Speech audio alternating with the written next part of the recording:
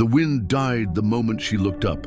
Maya's breath caught in her chest. Her legs refused to move, though every instinct inside her begged her to run. The voice, Jonah's voice, should have comforted her, but it didn't.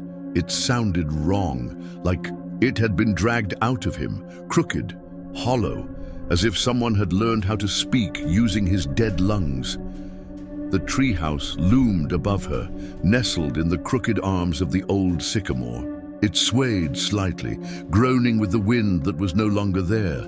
She placed a hand on the first rung of the ladder. It was wet, not with rain, sticky, warm. She forced her gaze down. Blood, more than before, dripping now from the floorboards above. It pattered softly onto her shoulder, thicker than water, slower. Maya, don't look. The voice again, from inside, but lower now, like it had sunk deeper into the wood, whispering up through the bark. She reached into her coat for the flashlight. It flickered, 3 quick flashes and then darkness. "Damn it," she hissed, shaking it.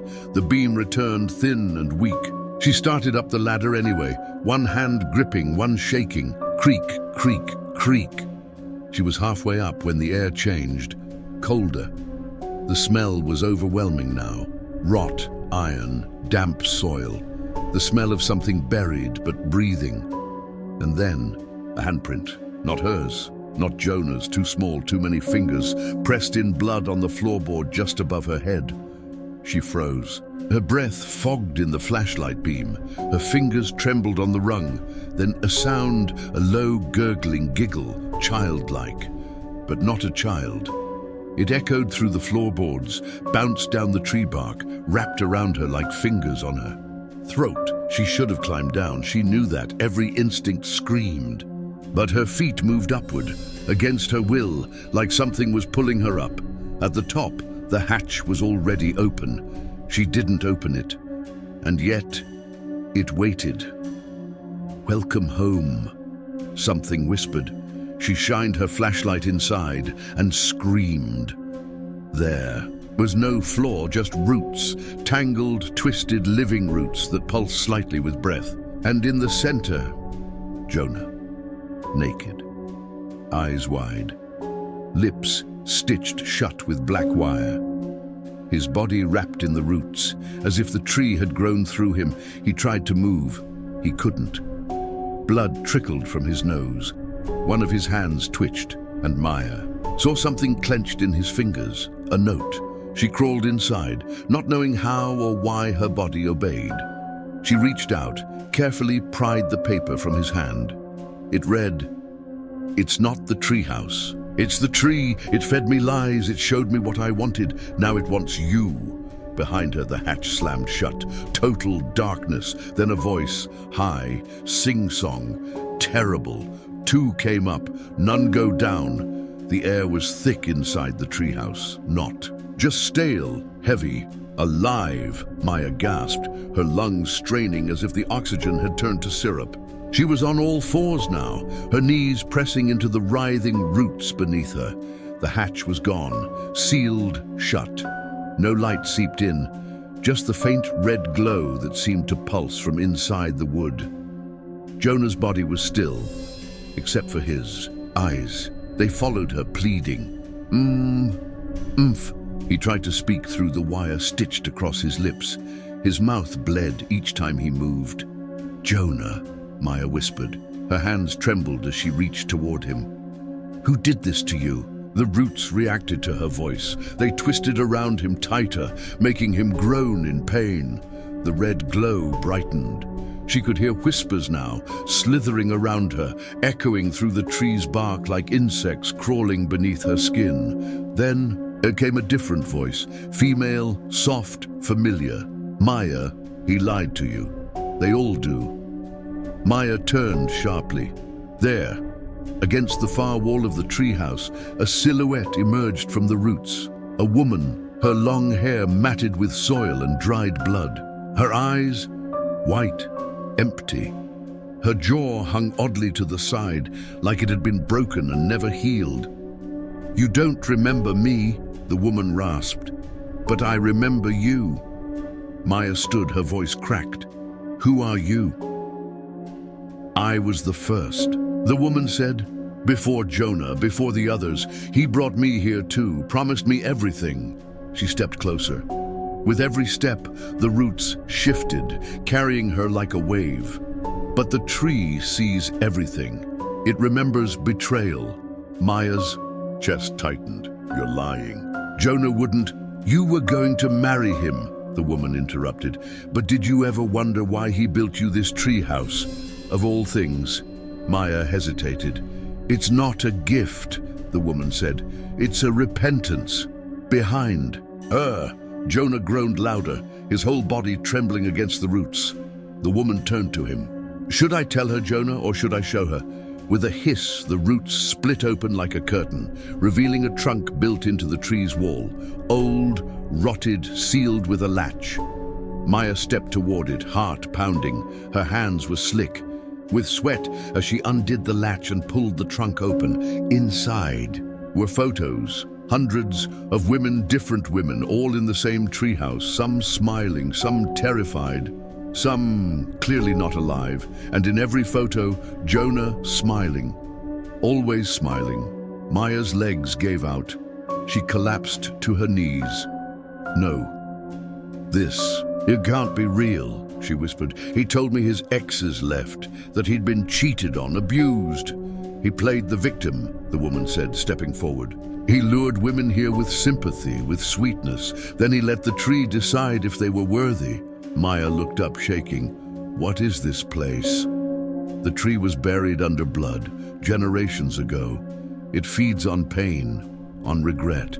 It keeps the dead who died with secrets. It offers the living a chance to confess or be consumed. Jonah groaned, his fingers twitching. Maya turned back to him. Is it true? She whispered. He couldn't speak, but his tears answered for him. She wanted to run, but there was no exit, only red light, roots and whispers. And then her phone buzzed once, twice. She pulled it from her pocket, hands trembling. No signal, but a video had been sent. No number, no sender. She pressed play. It was security footage from her own house, dated a week before Jonah disappeared. In the video, Jonah talking to someone in the kitchen, a woman, her sister, Sophie. Maya's stomach dropped. The audio was crackled, but the words were clear. She's too close to the truth, Jonah said. If she finds the photos, we're both screwed. She won't, Sophie replied. I'll distract her. You just make sure she goes up there. One last time. Maya dropped the phone. No.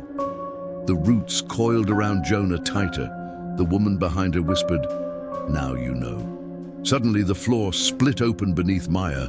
Roots grabbed her ankles and pulled. She screamed as the red glow disappeared and she was dragged down, down, down through a tunnel of writhing wood and cold air. She landed hard in a damp, black pit. Silence. Then breathing. Not hers. A voice rasped from the shadows. You're not the first to be betrayed by blood. Maya turned. In the darkness, something moved. Dozens of eyes opened all at once. Pale, ghostly, blinking inside the tree's belly. Women, girls, watching her, waiting. Then one stepped forward. Young, no older than 16. She held out a piece of paper, torn, blood-stained. Maya unfolded it with shaking hands. You can't escape the tree, but you can feed it someone worse than you. The girl pointed upward, toward the ceiling of twisted roots, toward the people who had sent Maya here. Her sister, Jonah. Suddenly, a root lashed across Maya's back, not to hurt, but to mark her. It burned into her skin, a symbol, a choice, a voice echoed in her mind now, not whispering but commanding. Bring her, feed us, you walk free. Maya collapsed, crying, confused, trembling with rage, and deep down, under the grief, under the horror, a seed of revenge began to bloom. Maya learns Jonah lured multiple women to the treehouse and let the tree judge them. A ghost reveals the tree's history and hunger for betrayal. Maya discovers her own sister was involved in setting her Up, the tree offers Maya a horrifying way out. Bring it a worse traitor. And she walks free. She woke up choking on dirt. Cold, damp soil filled her mouth and nostrils. Maya spat, gasped, and clawed her way out of the shallow grave. The trees above her swayed gently in the wind. Birds chirped. A car horn honked somewhere. In the distance. Sunlight! She blinked rapidly. Her clothes were torn. Her skin was filthy, streaked with red dust and dried blood. But she was out of the tree. The clearing where the treehouse once stood was empty. No tree, no roots, just an open patch of earth surrounded by normal, whispering woods. It made no sense. She turned in a daze, stumbling toward the road. Her mind a blur of images. Jonah's eyes, the stitched mouth, the whispers, the symbol burned into her back. Her sister's voice. Sophie. The rage came like a flame catching dry leaves. Hot, total, immediate. She had to get to her. Make her talk, make her feel what it meant to betray your own blood. 20 hours later, she stood outside Sophie's house, wrapped in a stolen hoodie, watching from behind the hedges. Inside, warm lights, laughter, life. Sophie had company. Jonah's car was in the driveway. Alive? No, that couldn't be. She saw him stitched up in the roots, dying, crying. He couldn't have made it out, unless the tree let him out too. Was that even possible? The questions crawled in her skull like maggots. Nothing made sense anymore. She crept toward the back door, her feet silent, her breathing shallow. Inside they were arguing. She pressed her ear to the window. You told me she wouldn't come back, Sophie snapped. She wasn't supposed to, Jonah hissed. The tree never lets them go. Something's wrong. I'm not doing this again. I'm done. You owe me, Jonah growled. After what you did to her. Sophie was silent. Then, don't bring that up. Oh, I will, Jonah said. I kept your secret. You owe me. Maya's blood ran cold. What? Secret? She didn't wait. She moved to the door, turned the handle, unlocked. The moment she stepped in, they froze. Sophie gasped. Jonah paled. Maya stood in the doorway, wild-eyed, dirty, shaking. You thought I was dead. No one spoke. I saw everything, she whispered. The photos, the video, the tree showed me what you really are. Jonah stepped. Forward, hands up. Maya, you don't understand. It tricks people. It shows what it wants. You can't trust it. You fed it, she screamed. You fed it them. He didn't deny it. He just looked down. Sophie's voice broke the silence. How did you escape? Maya turned to her. I didn't. Both stared, confused. She lifted her shirt slightly, revealed the black scorched symbol carved into her lower back. It was raw, pulsing faintly under her skin. Jonah stumbled backward. Sophie whispered, What the hell is that? The tree's mark, Maya said softly. It let me go. For one reason. Her eyes locked onto Sophie's. You. 3 hours. Later, Sophie was bound to a chair in the basement. Maya paced in front of her, a knife dangling in her hand. She hadn't planned for it to go this far. But the tree, it had changed her. Filled her head with whispers, her dreams with roots and blood and hunger. She no longer thought in days and hours. She thought in choices, sacrifice, or become fertilizer. You helped him, Maya said quietly. You sent me to die. I didn't know what he was doing, Sophie sobbed. I thought he just wanted to talk to you. I didn't know about the others. Lies. Maya played the video again. Jonah and Sophie's voices rang out, damning and clear. If she finds the photos, we're both screwed. Sophie cried harder. Maya crouched beside her, the knife resting on her lap. I want the truth, she said. All of it. Sophie trembled. You want the real reason I helped him? Maya nodded. Sophie looked up, and then she smiled, cold, unrepentant. You think you were the first one he loved? She said. You weren't. I was. Maya's breath caught. What? We were together before you, long before, and when he left me for you, I wanted him back, so I agreed to his plan to lure you up there. Maya backed away, the knife clattering to the floor. You were supposed to die, Sophie said. But now I see. You didn't. That means you belong to it now.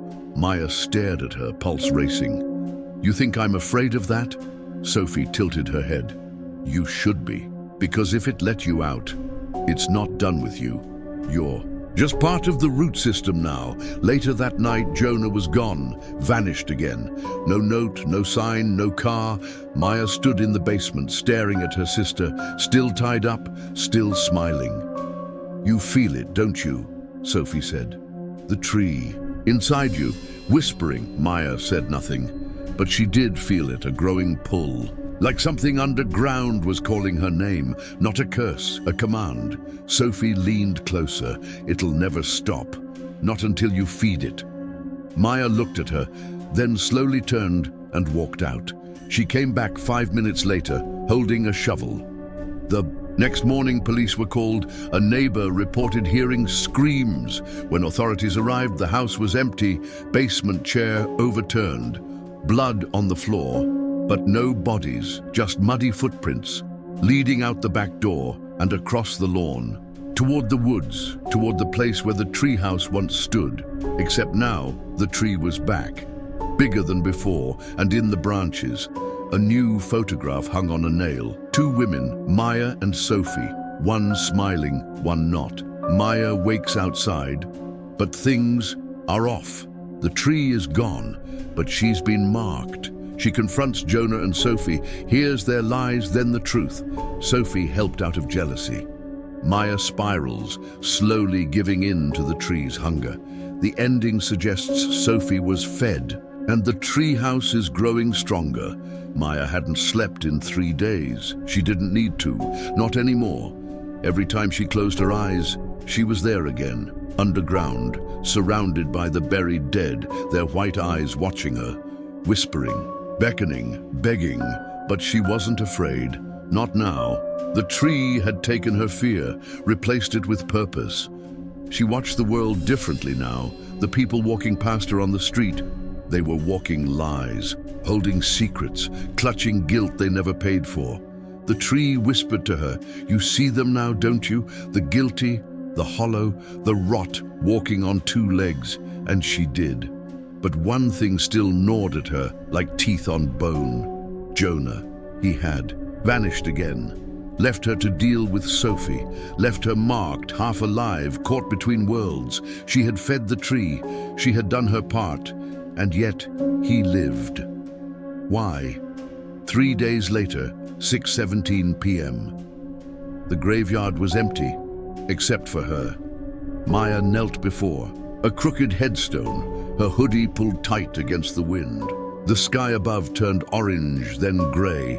The name on the stone had no meaning. It was just a place, a meeting point. She'd received the message in the form of a dream, not a text, not a call, a dream. It showed her the path to this very grave, told her what time to come, promised answers, and now, as the wind shifted, he appeared. Jonah, older, thinner, wearing a long coat that looked like it had once been white, but was now soaked in forest grime. He didn't speak. Neither did she. Not at first. Finally, she said, "You never fed it." Jonah nodded. "I tried," he said softly, "but it didn't want her." Maya blinked. "What? Sophie," he said. "She wasn't the one. You both used me," she spat. Jonah's face broke. "I loved you, Maya. I really did. But the tree," he looked down, "it's never about the worst person. It's about the most broken one, the one who carries the deepest guilt." Maya took a step back, heart racing. "No. You were supposed to be free," he whispered. "But you're not, because you never told it the truth." "I did what it asked," she yelled. "No," he said. "You gave it a body, but you never gave it your truth. The ground beneath her quivered, cold ran up her spine, and in her mind the voice returned, louder now. Tell us what you buried, or be buried. That night, her old family home Maya hadn't returned to her. Childhood home in years, but the tree had shown it to her in flashes. The basement, the mirror, the wooden floors, the blood. She stood in her old bedroom now, the air thick with dust and forgotten memories. She stepped carefully as if the past might break beneath her feet, and then she saw it, the music box, still sitting on the shelf, untouched, just like the day he died. Her little brother, Liam. He was 9, she was 16, and they had fought. She slammed the door on him, told him to go play outside. 10 minutes later, he climbed the treehouse ladder. It snapped. He fell head first. The doctor said it was instant. He felt no pain, but Maya knew the truth. He had called her name before climbing. She had heard him and ignored him.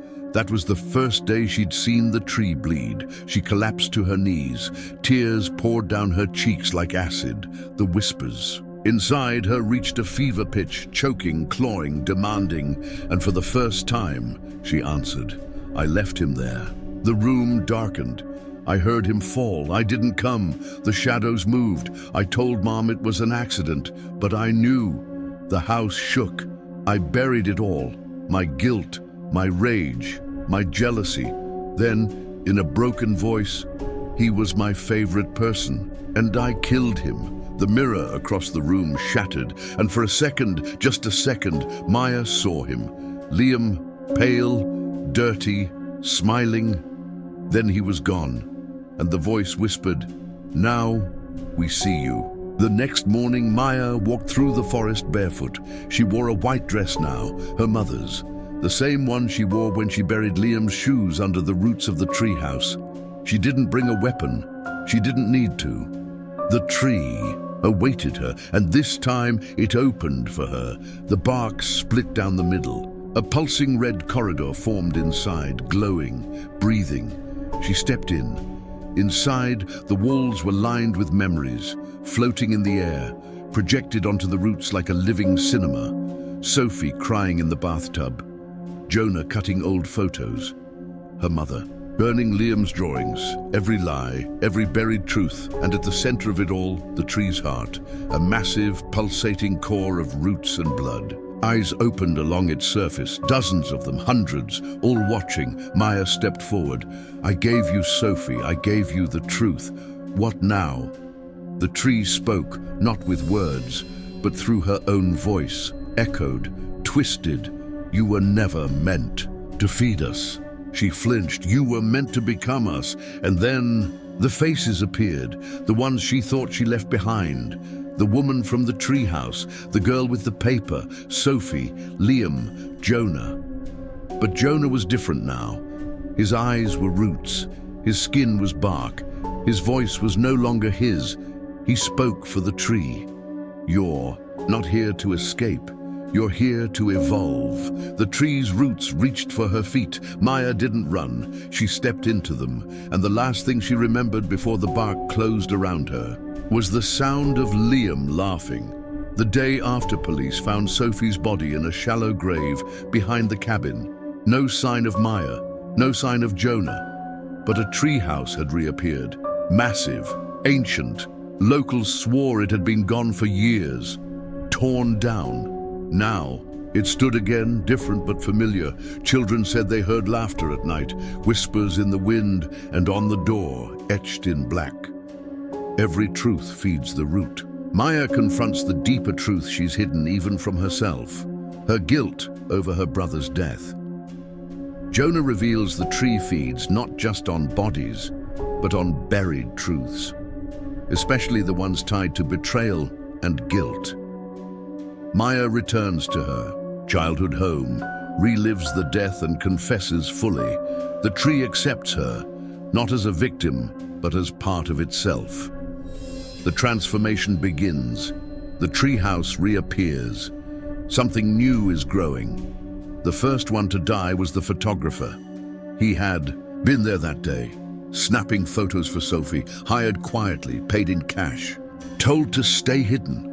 Maya had never seen his face, But the tree had. It showed her. Now she stood outside his studio window, watching the lights flicker as he developed film that would never see daylight.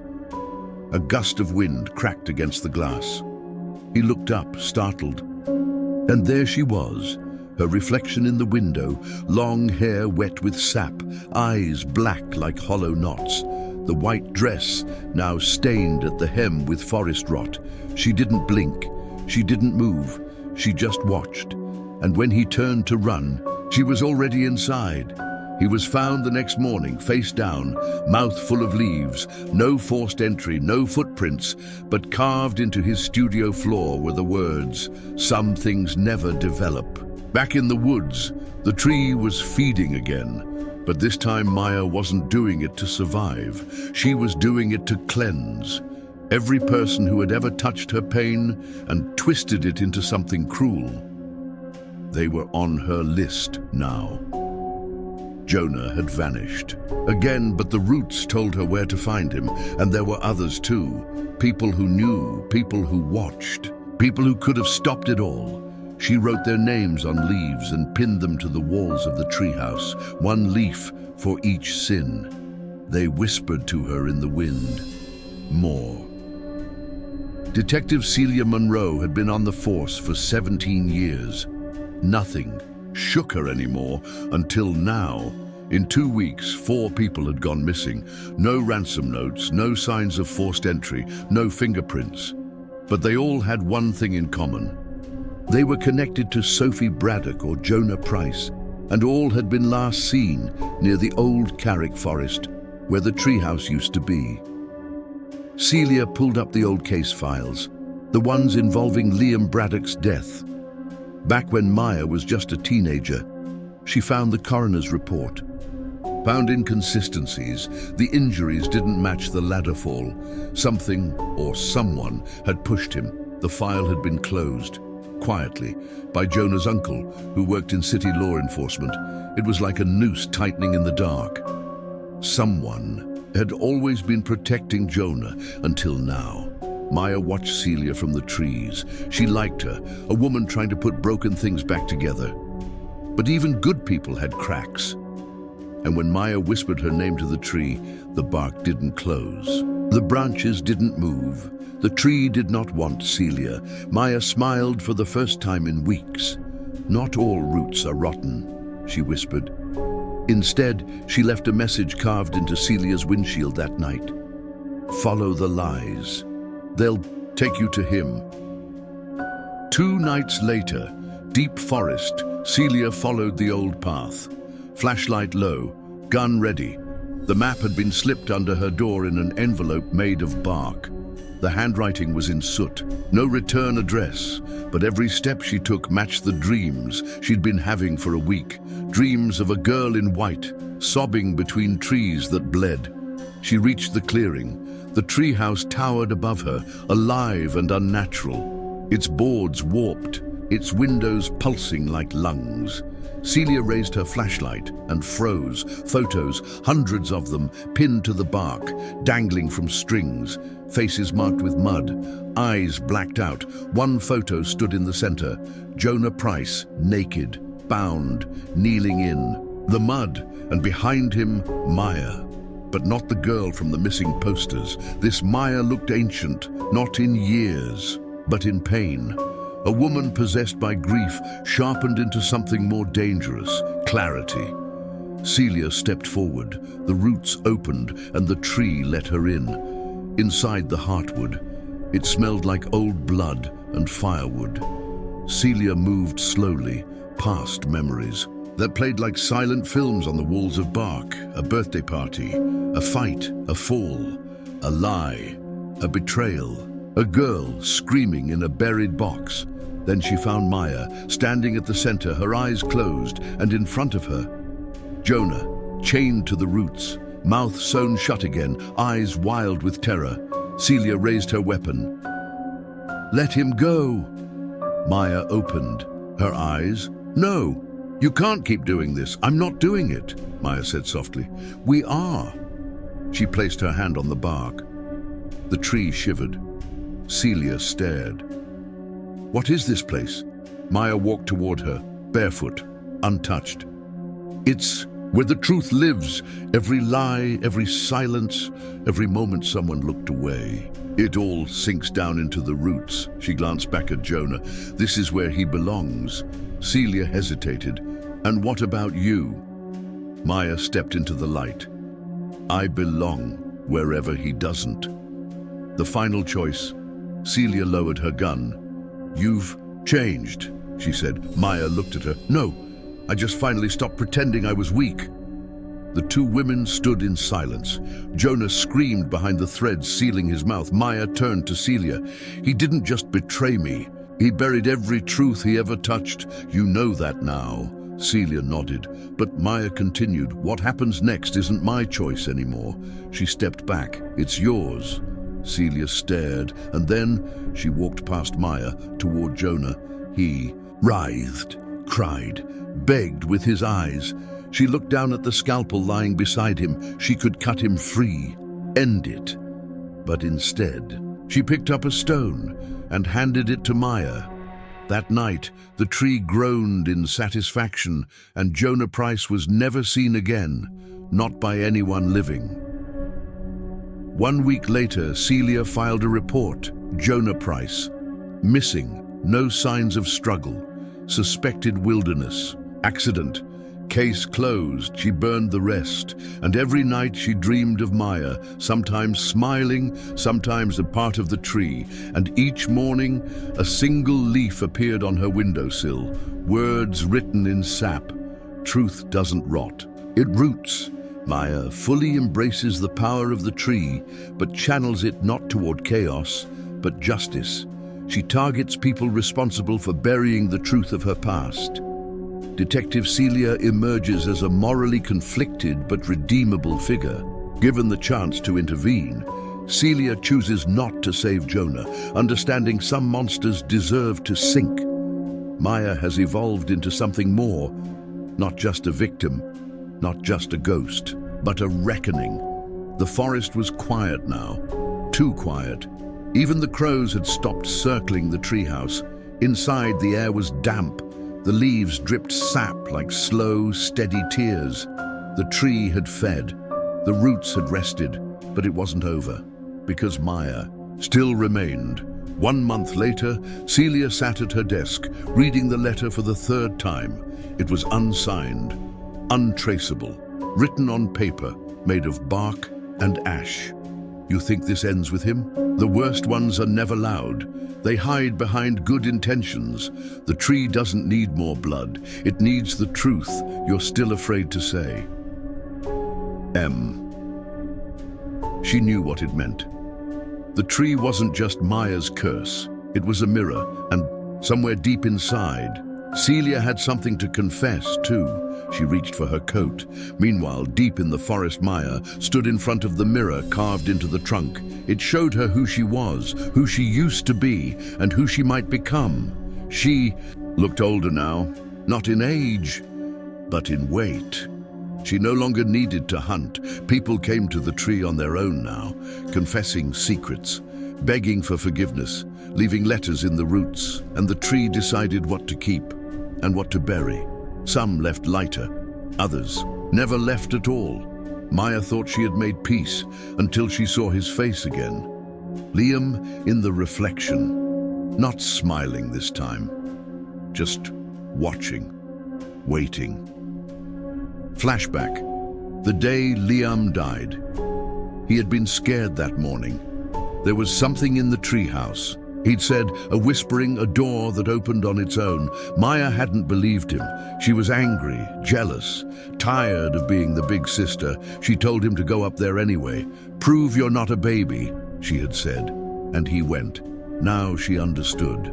The tree had always been alive, even back then. It hadn't chosen her because she was broken. It had broken her because it had chosen her. That realization cracked something inside her. What if all of this was never about revenge? What if it was about truth, even hers, especially hers? That night, final offering, the roots opened for the last time, and Maya stepped into the heartwood. barefoot and shaking.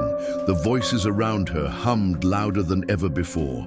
Jonah's, Sophie's, her mother's, and now Liam's. They weren't screaming, they were singing, a low, guttural hum that shook the marrow in her bones. In the center of the hollow, the tree's core beat slowly, weakly. It was dying, because the final secret had not yet been fed. Maya knelt, her voice cracked, and for the first time, she didn't lie to herself. "I pushed him," she said. The tree moaned. "I told everyone he slipped, but I pushed him." The bark shivered. "I wanted to scare him. I didn't mean to." The floor beneath her split. She fell. The underroot she landed hard, in a place no one had ever seen, where the roots glowed red, where every face the tree had ever taken stared at her through bark. And Liam was there, standing at the edge of the light. She ran to him, sobbing, but he backed away. "You, let me die," he said, "but you've been dying ever since." "I'm sorry," Maya whispered. "I know," Liam said, "but the tree doesn't want sorry." Maya blinked. "Then what does it want?" He stepped forward. "Your name." She froze. "What?" "You've been hiding it behind pain, behind revenge, behind me. But who are you, really?" Maya shook her head.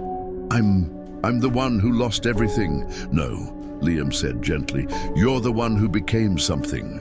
The tree pulsed again, louder, hungry, waiting, and then Maya spoke. "My name is Maya Braddock." The bark peeled back. "I am not just what was done to me." The roots cracked upward. "I am not the blood I spilled." The voices screamed now, not in pain, but in release. "I am the last one standing." And with that, she picked up Liam's hand and let him go. The forest, Dawn Celia reached the clearing just as the treehouse collapsed. No fire, no explosion, just a soft inward collapse, like a sigh after centuries of holding breath. There was no body, no blood, no Maya, just a single wooden box sitting in the ashes. Inside it, a photograph of Maya and Liam as children, smiling, alive, and a note in Maya's handwriting. "Sometimes to bury a monster, you have to name it first. I forgive you. Now forgive yourself. Let the forest rest." Celia looked up at the empty sky. For the first time in her life, she felt weightless. 1 year later, locals say the treehouse never grew back.